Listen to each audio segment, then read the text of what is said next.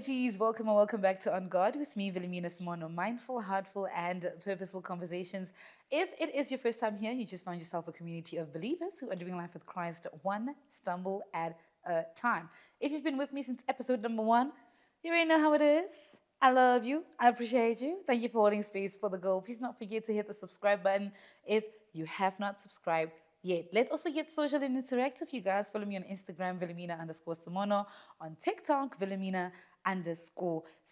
We are just having fun with it. Um, Sorry guys, I actually just realized that I didn't moisturize my lips. And I'm loving this new lip thing from Switch, you guys.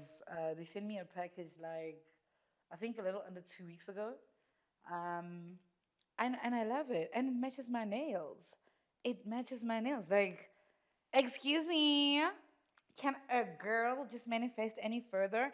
And I think the partnership with Switch, how it came about is the power of manifestation, you guys, because I remember a week before getting the package, right? I say to like one of the guys or Andy at work, and I'm just like, oh, you see this brand? I'm gonna work with it one day. Like, I'm gonna work with it one day, right? I kid you not, a week later, I get a DM and they're like, baby girl, we see you switching it up. You wanna switch it up with us? And I'm like, what? And I remember just being in so much disbelief because I'm like, the power of manifestations. And outside of the power of manifestations, guys, the power of the tongue. Be careful the things you go around saying about yourself, about your future, about all of that. Be careful. So definitely get it. It has this you're like, what is it? Like it's hot, it's chilly. It does a thing on your lips, man. Like, ah, oh my gosh. Like if I have this on and I'm married, I hope my husband knows he's not allowed to kiss me because can I just enjoy my lip balm in peace? Like, mañana, abe mañana, le mañana. Let's get into today's episode. So, I turned 30 last week and it was phenomenal. It was beautiful. It was lovely. It was gorgeous. You know what I mean? I turned 30 on the 13th of May, which was during the week. But that Saturday, I had a lovely dinner with my friends at Proud Mary. Hopefully, I don't know, Melanin will be able to put up the pictures because then he's definitely going to have a hold of them. But it was so lovely to sit, with just people who love you, people who want to celebrate you, people who just want to do things with you, for you, around you. And it was really beautiful. And I wouldn't trade anyone that was in that room for anything else. And I think that's the beauty of being intentional about the people in your life. You know what I mean? About being intentional and investing in the people in your life is that they will also show up for you in the same amount of capacity, the same amount of love, the same amount of presence and everything, right? And I think that's always been me. Like that has always been me. Like if you are in my life, I'm gonna root for you. I mean, last week I told you guys about how like Mel and I go all the way back from the University of Venda because like if we are aligned in assignments, if we are aligned in a way of living, I will absolutely show up and root for you. Like I never give up on people unless I absolutely have to. And I'm just really grateful, right? But also turning 30 comes with a whole lot of pondering. Woo, pondering. No pondering in the 30s, just pondering, right? It comes with a whole lot of thinking when you're thinking about life, you're thinking about your career, you're thinking about motherhood, you're just thinking about so many things. And in today's episode, I just want to get into the 10 things that I know have changed so dire for me. And I'm just like showing up very intentionally for them. You know what I mean? Let's get into them. And also it's like it's so confusing. Like I always hear like, is it the dirty 30s? Is it the flirty 30s? Is it the thirsty 30s? Like why are you thirsty in your 30s? You know what I mean? She 30 with it. She 30 with it. Ooh, that's gonna be my thing. Hey girl, how old are you? I'm 30 with it. Y'all not ready for I'm 30 with it. Yeah, I'm dirty with it. Okay, let's get into today's episode. So there's a certain level of grief that comes or that overcomes you as you are turning 30, where there is a certain life that you imagined for yourself, like thinking you would have been married by now, thinking you would have owned your first property, thinking you would have been on baby number 4. You know what I mean? Like your career finally makes sense. You're not thinking about changing jobs. You know your purpose, you know your calling, right? And you are turning 30 and you realize that at least half of what's on that list has not been ticked off. It's easy for you to just be overcome by that particular grief, right? It's called the grief of the things that did not happen, right? I mean, what other grief would that be? Right? But I think instead of just camping in that feeling, camping in that grief, I just decided that maybe it's all about looking at this new age differently. You know what I mean? Understanding that obviously the 20s, you were wild with them. You were coloring out the lines. You were trying to figure things out. You were performing. You were finding. You were surviving. You were learning. You were unlearning. You were relearning, right? But there's something about the 30s that comes with this level of intentionality. And I don't know if also like it's because it's the year I'm also turning 30, where I've just survived like a laundry list of things. But there's just a different shift to it, where you went from grieving to just welcoming it, and welcoming it with so much grace. So, the things that I want to share with you are just the things that have spoken to me, the things that I have learned, and the things that I just want to keep continuing as I get into the third floor. First things first is that love should feel safe. You spend most of your 20s just chasing this high of anxiety and fighting and distrusting and everything. But now looking back, I'm realizing that love should always feel safe. Love should be able to welcome you. Love should be able to make you feel at home, and to be able to sit and like with yourself and with people and be like, this doesn't feel like home anymore. This doesn't feel safe anymore. Has been like the biggest revelation of my life. Like for me to be able to sit and be like, I don't think this feels like home anymore. And that is one thing I want you guys to learn, that I have learned. If love doesn't feel safe, if love doesn't feel peaceful, if love doesn't grow you, then maybe it's important to relook. Because even First Corinthians tells us love is patient, love is kind, right? And I feel like if you are unable to measure what love is supposed to be, maybe you're supposed to just go back to that foundational teaching, right? I think it's in First Corinthians chapter 13, verse 4 to 5, where they're just where it's unpacking exactly what love is supposed to be. And sometimes maybe going back to the original biblical agenda of what things are defined as is probably what's going to save you as well. And I think for me, if that love doesn't resemble First Corinthians chapter 13, then baby, I don't know what anything to do with that love. Second thing is that not everyone is gonna come with you. Come with you in the next chapter, come with you in the new season, come with you in the new way of living, come with you in your promise, come with you. Not everyone is going to be coming with you wherever it is that God has destined you to go. Because one thing about growth is that it is going to change you. It is going to change the way you think. It's going to change your appetite for things. And even when that happens, it kind of forces you to leave the friendships, the colleagues, the family, the everything. You kind of leave them behind because the kind of appetite you have right now doesn't align with them. And not even because they are evil people. Like there are certain friends that I'm not as close with anymore. And not because they are terrible people, but because I am just in a new, different season. And they're also in a new, different season. And unfortunately, we do not align. So you need to be okay with knowing that certain people are not going to go with you.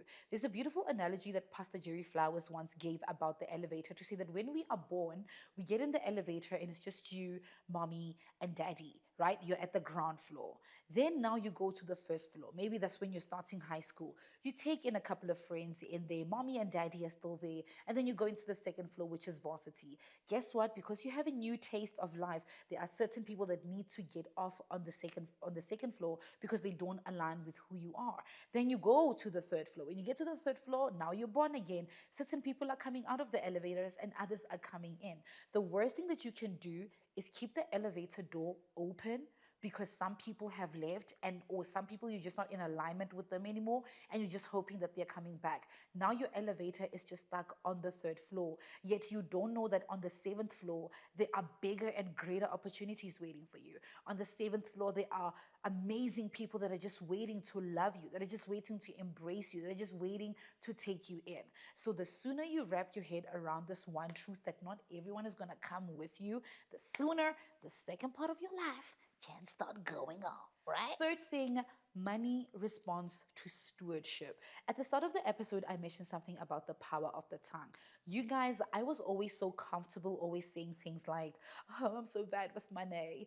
Oh, money doesn't love me. But what you don't understand is that you are actually manifesting that particular truth about your life. You are going to be bad with money, and money is not going to love you. Hell, if anything, you're going to be anxious around money. When I realized my relationship with money was flawed, fundamentally because of one, the things I believed about myself, and two, because I'm not willing to show up in the same compromise and sacrifice that I show up in life, it was a different ball game.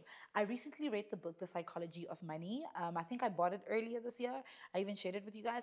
I can't wait to do a full episode talking about money and stewardship because whoa, baby, we are in for a treat. So lately, my relationship with money has changed in the fact that I'm more intentional about it. I'm investing in things, I'm saving. I'm just like wanting to see my money work for me. And because of I read that book, that's one of the reasons why the decision to say I want to work with an entire production team came in, because you invest in what's going to give you greater return on investments, right? Another beautiful thing I learned about money, and especially in this generation where you want to show people that you are living the good life, is that wealth and rich is not the same. Rich is what you can see, wealth is what you can't is what you can't see.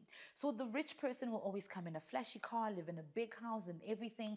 And that has now socialized me to know that, you know what? I shouldn't be impressed by someone having like this big fancy car and because that just means more debt. Right? And if you know people the way you know people, some get in debt and they can't hold on to their debt. And I'm not saying not everyone who comes up in a big German car can't afford to pay for it and whatever.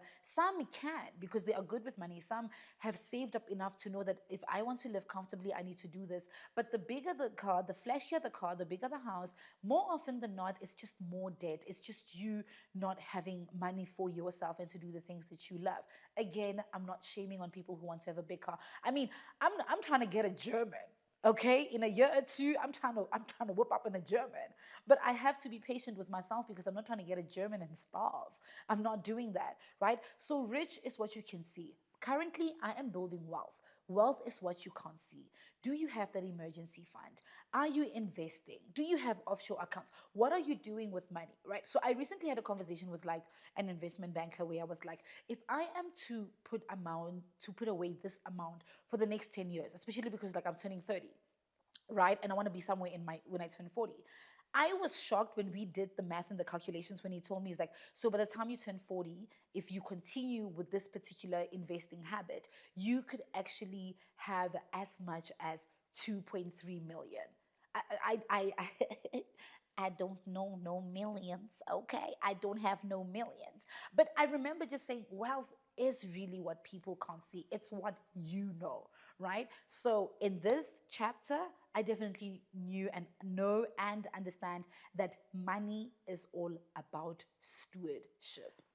Fourth on the list, healing is not about becoming a new person. I don't know if I mentioned this in one of the episodes where I was talking about how um, when I was at the peak of going through whatever I was going through, I was just like, I just want to go back to 2024 Vals. I miss that girl. She didn't care for nothing. And I just remember reading an article that says, when you are broken, when something traumatic has happened to you, you are never going to get the person you were back because that thing happened to you. And guess what? It changed you. So healing is not about going back to your old self. It's not about becoming a new person as well. It's you integrating the new experience with who you are now. That's why in the previous episode, when we were talking about celibacy, I didn't know what I didn't know at the time. But now I know those things and I've integrated them into the Velamina that already loved God.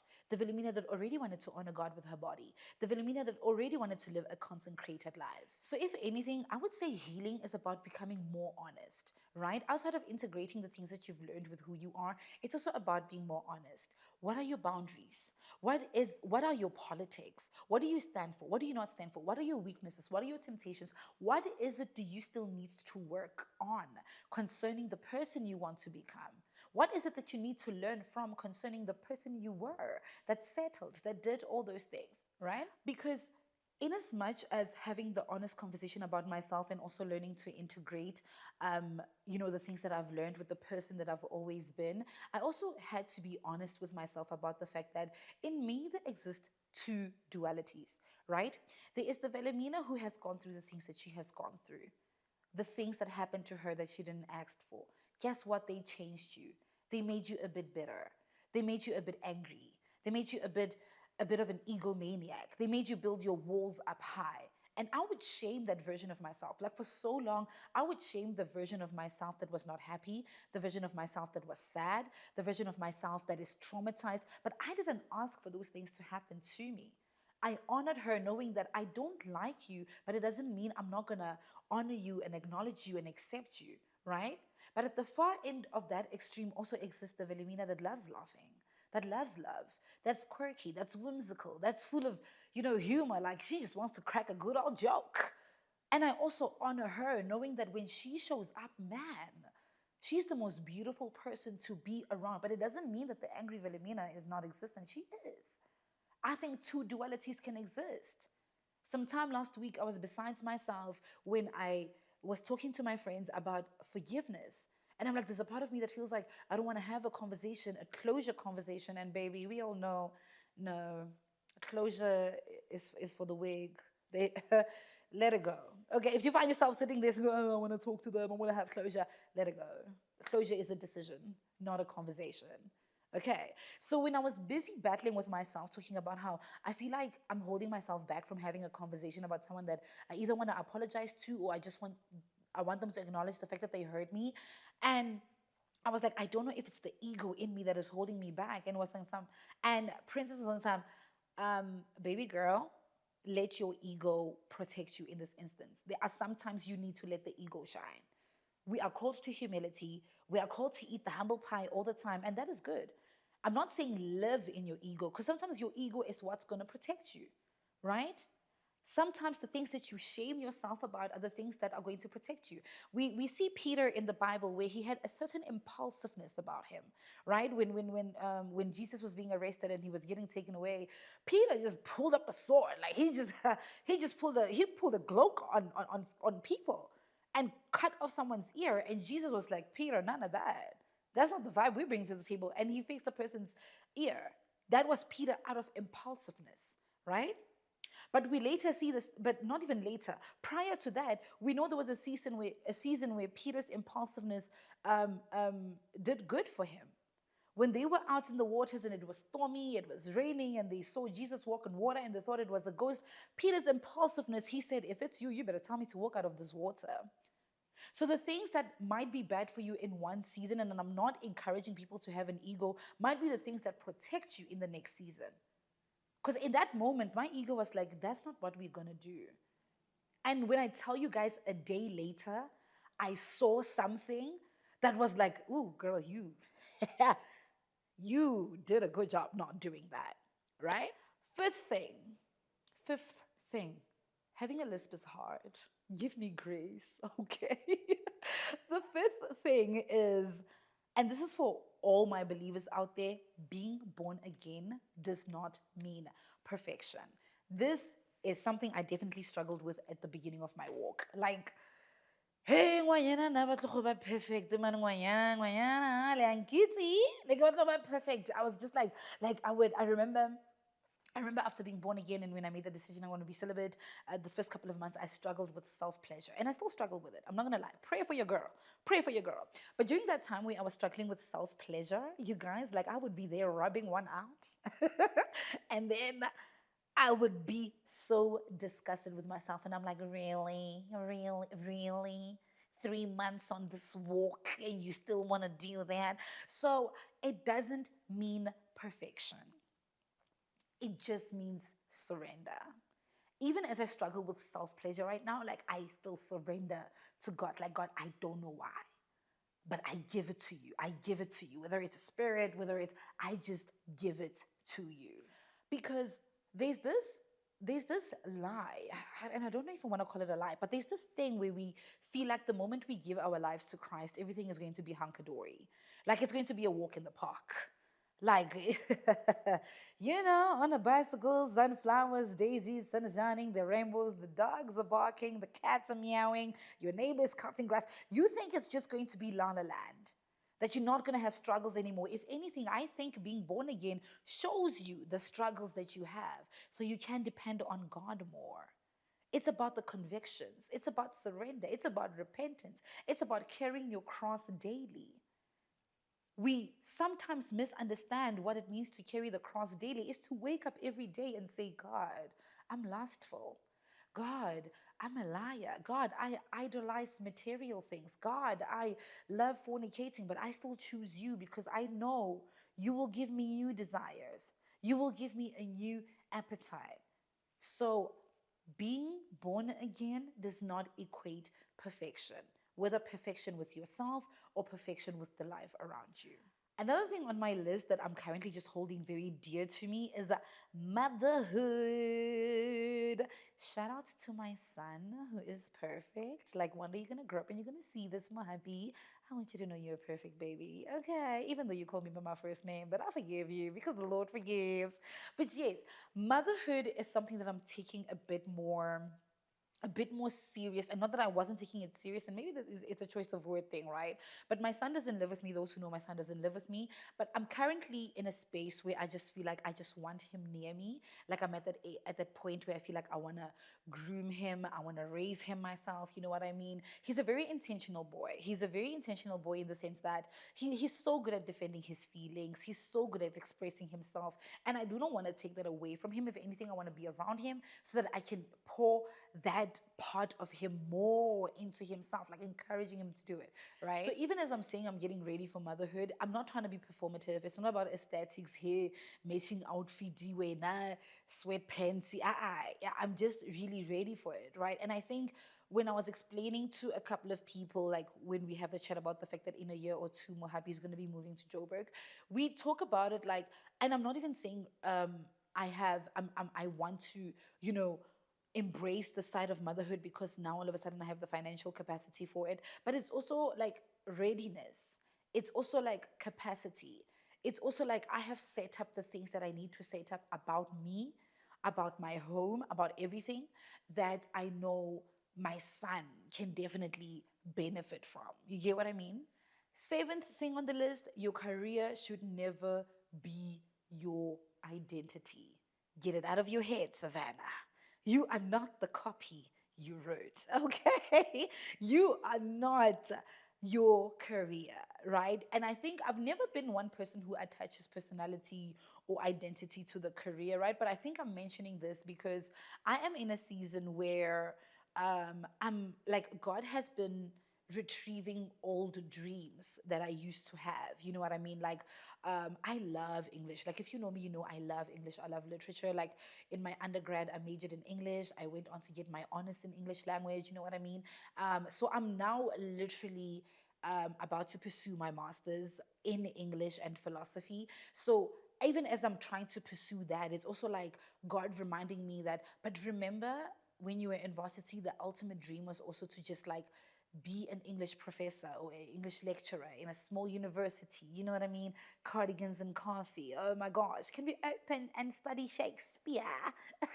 Like it was always like a cute little dream of mine. And lately, that dream has been coming back, right? Which has also made me wonder if whether or not maybe advertising was never my thing, right? But I think your thing can be a number of things as long as you submit it to God. It's something I'm still praying to God about.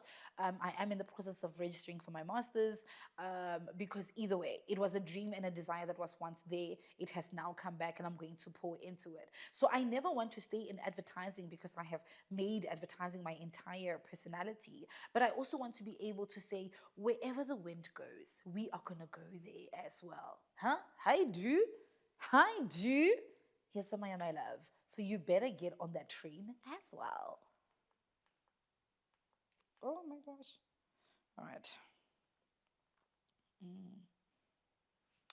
The most important one, your inner world matters. Have you ever met those people that just can't sit with themselves? And I'm not talking like, oh, you're always alone indoors, because you can be alone indoors all the time and you just don't sit with yourself.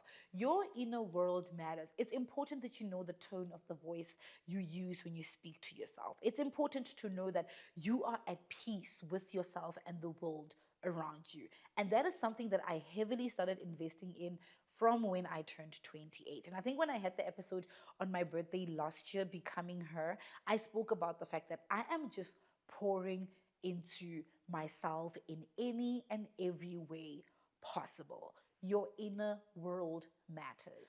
The older I get, it's the more I realize how priceless peace is. Like, baby, I will cut you off over my peace. I will block your number over my peace. I will make you think you won the argument over my peace. Peace is such an expensive commodity. And the most important thing about having peace is that when you have it, you are able to enter a room and know when peace is not there. And it's easy for you to then decide that, none of this, none of this. Even when a person comes in your life and they disturb the peace, you are just able to pick up that, I don't think so. I don't think so, right? To protect your inner world is to know what is it that drains your energy. Who are the people that are draining your energy? What's eating into your time? It's to constantly be very much aware of what's happening in and around you. And I told you guys the foundational scripture for my season is guard your heart. And we spoke at great lengths what guarding your heart looks like. So your inner world is only as peaceful as it's only as peaceful as how much you invest in it being peaceful. I hope that made sense. If it didn't, I love you guys and you love me, and that's all that matters. Another thing that I'm just learning to pick up is that joy is holy too. You know, there's this thing with believers where, like, we always feel like for you to know that you are living a consecrated life, for you to know that God loves you, for you to know that, it's really purpose, you need to be struggling. Like, you must just be fighting for your life. Like, you are, whoa, trying to keep your head above sea level, right? But I have learned to know that joy is also peace. Joy is also holy as well, right? And if you know me, you know I'm a whimsical black woman, and I'm loving the fact that I'm on the side of the internet that is embracing the whimsical black woman. I want to laugh. I want to talk to my plants. I want to, hey man, moyana ki whimsy. Okay, moyana ki whimsy. So I'm in my whimsy era, and not because I never had a whimsical personality, but I've just never embraced it because there's always something about, you have to be poised, you have to be, hi, you know what I mean? Like clean girl aesthetic, clean girl makeup, clean girl, oh my gosh. Can I just laugh and snort? You know? Not look, it's important to have etiquette in whatever you do. You know what I mean? Don't you chowing. No. It's good to have etiquette. But even as in your pursuit of etiquette, because you also just want to make sure that when you're presentation, slide number here, you know. But you also do not want to lose the part of you that's magical, that's funny. I laugh, I break out in songs. Okay, do you believe in love? You know what I mean? I that's me. That's what I do. And I find that there is joy in that too. But outside of that, I've also been paying so much attention to the things that bring me joy. I'll tell you guys, I watch Friends. I watch Friends and I'm happy. I have a dirty chai, spice chai latte, and I'm happy. But if I go visit Melanin and his girlfriend and we're having a braai and I realize that, no happy man. I promise you, I'm gonna start doing that as often as I can with Melanin and the girlfriend. Like, okay, guys, let's have another braai. I wanna be happy. Joy is holy. Do not feel bad about the fact that you are chasing after joy, especially where it matters. And the last one, because I'm entering the third floor with so many things that I haven't achieved that I thought I would have achieved. It's important to constantly remind yourself that God is still writing your story. Okay? 30, you don't have the husband. You're not on baby number 4. You don't have the degree. You don't have the job. You're only going on your first international trip after years. God is still still writing your story. Don't interrupt him. Don't give up just because chapter 3, you still have to get over the grief. You still have to learn a lesson from whatever. He is writing your story. Just because something ended, just because something delayed, just because something is slow, just because something didn't happen the way you wanted it to happen, it doesn't mean God is done. There's this song from Maverick City. I love it so much. It's called More Than Able. And there's that part where Chandler, oh, God bless Chandler's heart. There's that part where Chandler is going like, um, he's not done with me yet. Woo-hoo-hoo. There's so much more to the story. You're not done with me. Oh my gosh, Melanin, if you can find the song and add it on here, please do. It's a good song. It's called More Than Able. Maverick City. God is still writing your story. Because the book of Isaiah goes like, I am doing a new thing. Do you not perceive it? And if you don't perceive it, it don't mean he's not doing it. It don't mean you won't receive it, man. I missed an opportunity to rhyme there. I missed an opportunity to, you know what? Like, if you don't perceive it, don't mean you won't receive it. So believe it. He is in. Okay, yeah. I tried it there. I used to be a rapper. Okay, cool. So, I think as you enter the 30s, it's less about trying to have it all together. I think it's less about trying to be like, grieving the fact that, oh, I haven't done this, I haven't done that, I think more than anything, it's just you saying, I'm aware of who I am. I'm intentional about who I am. I am showing up and showing off. I'm investing in the things that matter. I am giving myself grace. I am not choosing struggle. I am not like, do you get what I mean? So I am very excited about this next decade. And I think it's something that I have said without flinching. Power of the tongue, baba. That this is about to be the best decade of my life. And the fact that in the past 5 months, God has already started to show me that I'm not done with you yet. It's amazing. It's amazing. I hope someone out there is listening, and maybe you're not just turning 30, but there are certain things about your life that you thought would have happened by now and they haven't. And I have an episode on that. It's called How Long Will You Mourn? But there's someone sitting right now across the screen, and you just feel like certain things haven't happened. He's not done. And don't focus on that. Focus on the lessons that you need to pick up from everything that's happening in your life.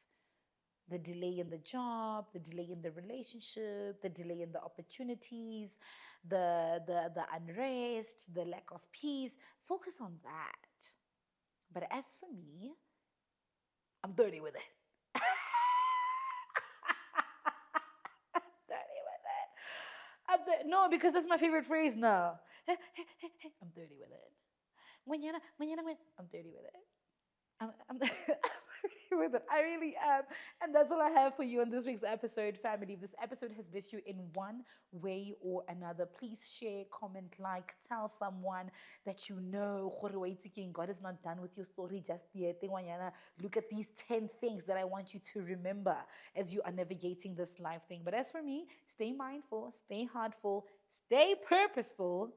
XOXO, Kingdom Girl, she 30 with it.